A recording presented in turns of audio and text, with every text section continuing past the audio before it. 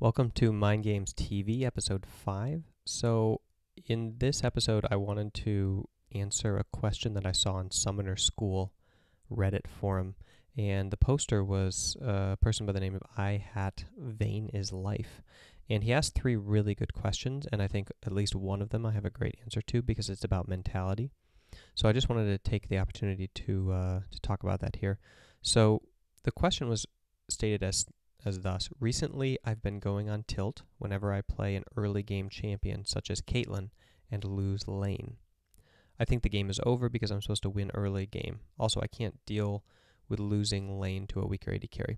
So I think all of us can empathize with the idea of tilting when we lose lane, and especially when we consider the idea that, like, we are supposed to win it. Like, you pick a counter matchup and then you get and then it doesn't pay off, or you pick a champion that's supposed to either split push or dominate lane, and then it doesn't happen, and you think, okay, well, that's the reason that I'm doing this, so now obviously I'm going to have no impact and my team is going to have to carry me through this. So the way that you want to focus your thoughts when you are, well, first let me describe the problem. The problem is that your attention is focused on not the present.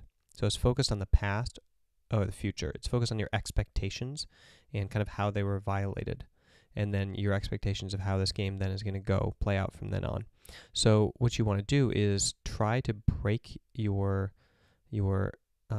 obsessive focus on the past and on the future, and focus completely on the present moment. So assess the game situation as it is now, understand the gap between you and the other AD carry or player in this case, and take a non-judgmental approach to it.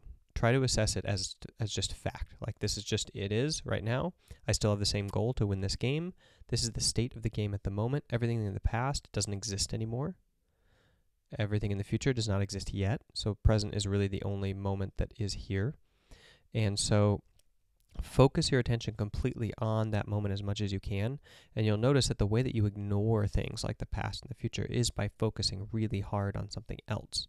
And so just getting really into this non-judgmental focus on the game and what you need to do to win, and like the steps to victory, then it's essentially like the best way to approach that situation from a mentality standpoint. So if you feel finding yourself focusing on yourself, I just said self like 7 times in a row. When you focus on yourself instead of the game, you start getting very judgmental. You start thinking, how does this look? Like, do I look like a bad player? What are they going to say on Reddit about me? What do my teammates think about me? And that's edified by all of the talk that will go on in the chat about your possible feeding in this game or whatnot. So one of the best ways you can do, of course, is just ignore those people so that you don't have it messing up your brain. But also you can try to keep your focus completely on the task instead of the self, and by switching that focus, it'll help you out. Okay, the second question that he asked is, when I'm making a comeback or carrying, I usually end up chasing to secure the kill after a 1 team fight. I would try to get something after the 1 team fight, like an objective, but die. What should I do? Should I try to get the rest of the kills to secure the kills, or back off and consider that a 1 team fight and take what we got? Okay, so essentially what you're talking about is momentum. So in League of Legends, we have physical momentum, like actual legitimate momentum, where you gain more gold and you become bigger than them, faster than them, stronger than them, and then that carries into momentum. In terms of like being bigger, faster, stronger, means that you're more likely to get bigger, faster, and stronger. Then you have psychological momentum, which is about who is really in control of the map and who's leading the other person around by the nose and stuff like that. So momentum is sustained through low risk, high reward plays. So you always want to ask yourself, like, is there something I could be doing that is lesser risk and higher reward than what I'm doing right now?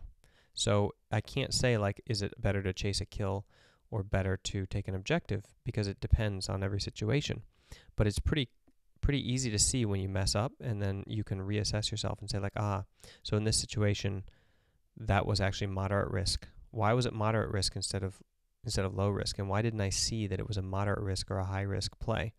and start noticing those things that like change the risk level of what you're doing so that you can always pick the low risk, high reward plays. Now there's a lot of other steps that go into momentum, and I'll do a whole different vlog on that later. Okay, then the final question was freezing versus pushing to the enemy tower. Which one denies them more? Which is better? I keep thinking it's better to push to deny them CS, since when I freeze it builds up. Okay, so this is obviously also situational. However, if we're just talking about warfare strategy, game strategy, it's always good to be the aggressor. It's always good to be the variable. If you freeze, then they have tons of information. They know where you are and what you're doing. Now it's their job to react on the map. Okay, if you push and then leave, you're the proactive one. You know where they are and you know what they're doing, and now you are the random variable. And this is very powerful in a strategic game like League of Legends. You'll notice also in professional games that freezing works only if the enemy doesn't take advantage of it, or if the team is really coordinated about waiting for the future gold lead to actually matter. Otherwise, it fails a lot. So you'll see that quite often in pro games. So I obviously prefer the strategy of pushing. Obviously, it's situational, but you, in general, always want to be the person forcing the other team to make an error rather than waiting for the other team to mess up and hoping that they make an error. Okay, that's all I have for today. Catch you later. Hope you like my new stripy shirt.